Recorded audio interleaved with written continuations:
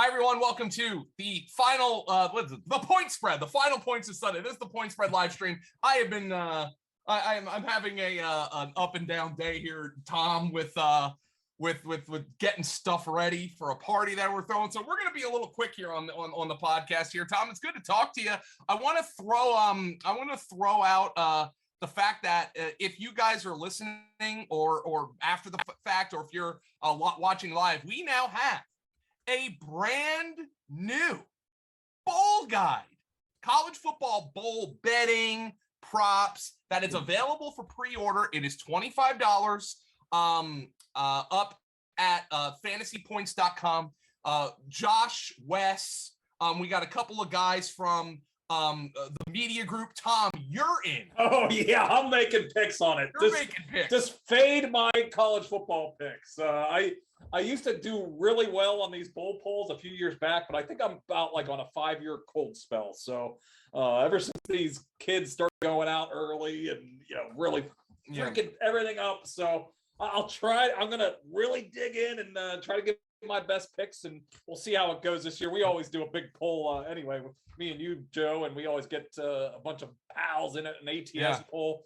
Big Ed or Big Ed, the buddy, Big Kukanis Ed poll. Kukanis does the confidence poll, so I will, for one, be buying one of these guys. Maybe Ben will. Maybe I can like. Wait, you have to buy it? Well, no, I don't know. I might have to sweet talk Ben to get one for free. I don't know. Maybe I have to buy my own.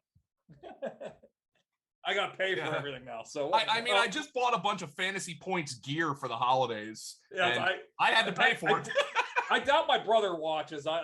He's getting a bunch of Fantasy Points shirts and hats for Christmas. So I also did that. By the way, Tom, new hat.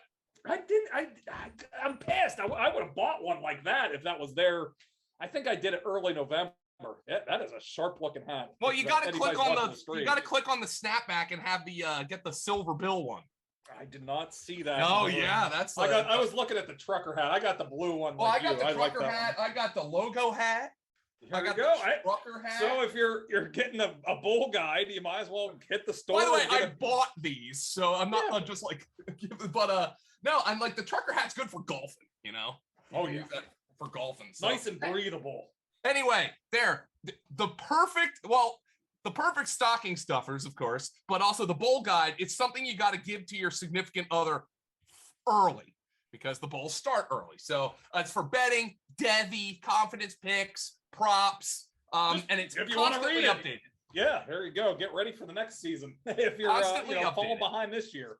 Yep. So constantly updated. So all right, Tom, let's get into this. By the way, just to throw it out here because I know I'm getting hate for this on Twitter. Pink Floyd fucking sucks. All right. Oh, you're barking up some trees here the last. What are you doing?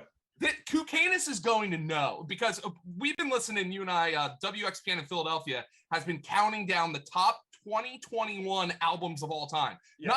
Not from this year, the top 2021 albums ever. And yeah, it's a listener generated poll. And like they're playing the entire album for the top 10, and for most of the countdown they played just one song, but then they played 2 songs, 3 songs. Dark Side of the Moon ranked in at number 2. You and I both not fans. Ben would probably voted a couple times. He probably stuffed in the ballot box. Let me tell Ben this about how much I hate Pink Floyd. I'd rather listen to the Red Hot Chili Peppers. because here's the thing with the Chili Peppers, at least like you can go like, bop your head a little bit, big bass line. Yeah, that was the stuff everybody in high school listened to it. So at least it jogs my, oh yeah, this is when I was in the weight room in high school or out in the park, Pink Floyd, Pink Floyd was the band everybody in high school tried to listen to prove they had good taste in music. And I don't know if anybody actually liked it. It's just like, I sure as hell did it to the wall, No, now we're just turning off everybody. Anyway, sorry. All right, let's get to the bets. All right, Jaguars at Titans. Tom, Jaguars catching 8 on the road, 43.5 the total. This line's gone down. I thought it was at 9.5 earlier. It was. It's gone. It's in that weird zone where it's like between a touchdown and double digits there. So that's more of like teaser protection and stuff. But I grabbed the 9.5 with the Jaguars. You know, I don't feel great about it, obviously. Trevor Lawrence hasn't been playing very good at all here the last, 6-7 weeks of the season here. But, the Titans are still really thin here. They're supposed to get Julio Jones back. I thought that might actually drive it up, but maybe people have seen enough of Julio Jones this year, and he's not a guy that really moves the lines anymore. But he's going to have a great matchup this week. Probably be going against Tyson Campbell quite a bit. It should be a pretty good matchup for him. No props on him just yet, but the last time the Titans were kind of in this spot, they lost to the Texans 22-13 a couple weeks ago.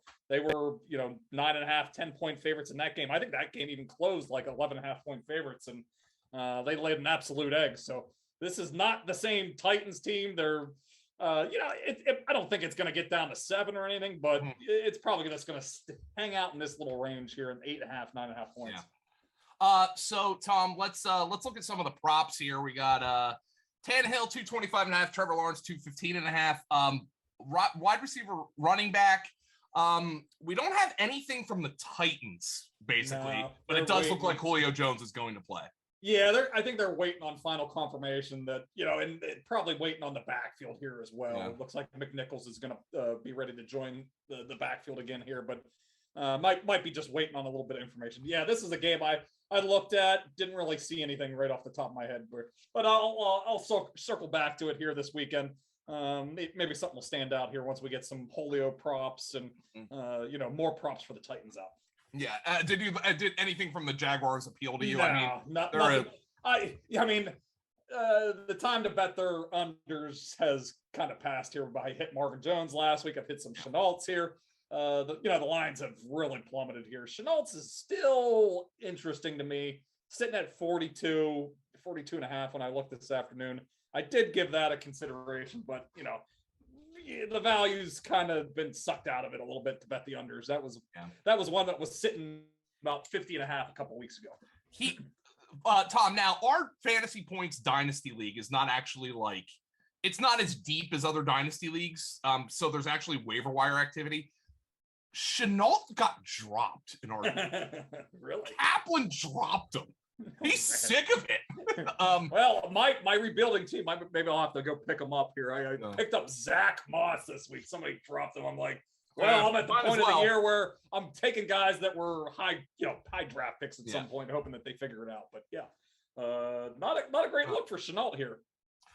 Seattle at Houston, the Davis Mills show, 8.5. Seattle 8.5 on the road. 40.5 is the total.